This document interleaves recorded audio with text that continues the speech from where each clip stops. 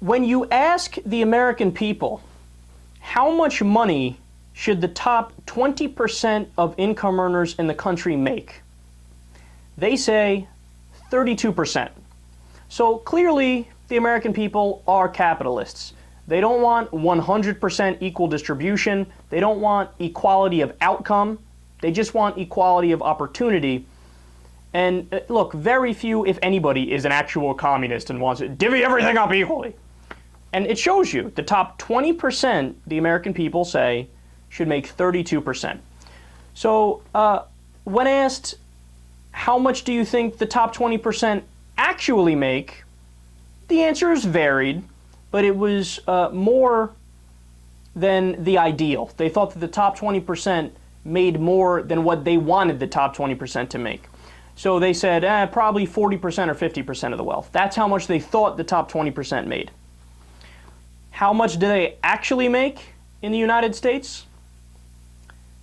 The top 20% make 84% of the income. So let's go over those numbers one more time. The ideal, according to the American people, is, look, we're fair. We don't want equal distribution across the board. That's crazy. It doesn't make sense. The top 20% should make 32% of the wealth, right? They thought they probably make 40 or 50% of the wealth. In reality, they make 84%.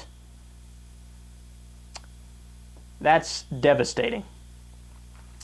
Meanwhile, the countries that we call socialist, like Sweden, in reality, they're not socialist. They're what's called welfare states, or in political science terms, social democracies, because they're hybrid capitalist and government like we are, except they just have slightly more government than we do and in more of the right places. So their top 20% in Sweden has 36% of the wealth.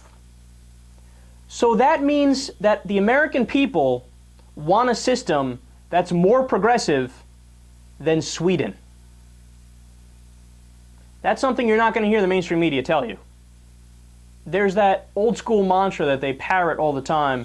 We're a center-right country, we're a center-right country. Really? Based on what? Because this tells us that we're not even a center-left country. We're just a left country. So, what the rich in this country don't get, and this is the most important part here, is you want people to be rich enough to buy your goods if you're a captain of industry. Just like Henry Ford said, he wants his people to be able to buy his cars. The level of income inequality that we have is bad for everybody.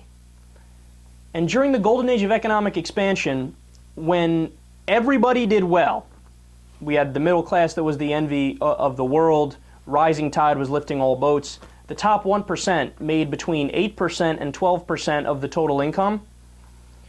Right before the Great Depression in 1929, you know what that number was? 24%.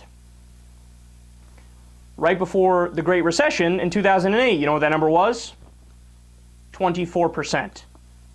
You know what that number is today? 24%.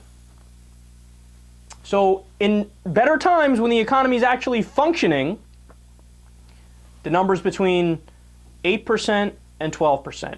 It varies between there. That's the amount of income the top 1% makes.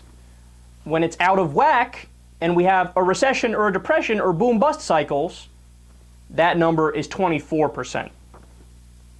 I'm not a genius, I'm not a mathematician, but that seems to be pretty obvious that it's a big problem.